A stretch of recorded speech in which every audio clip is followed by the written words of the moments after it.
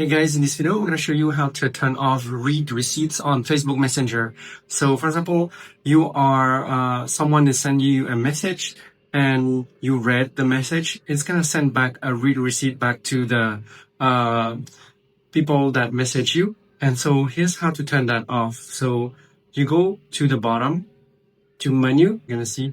So you go to settings first, and then you want to go down right here to privacy and safety.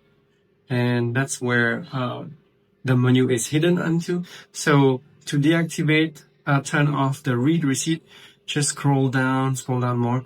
I showed you earlier how to, turn off the active status so people are not going to see you online.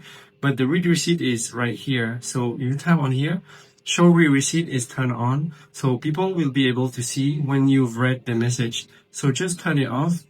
And that means people won't be able to see when you read the message, and you won't be able to see also when they've read yours. So that's how you turn off the read receipts on Facebook Messenger. So if you find this video helpful, please give a like and subscribe to my channel for more helpful tips. Thank you guys for watching. Bye.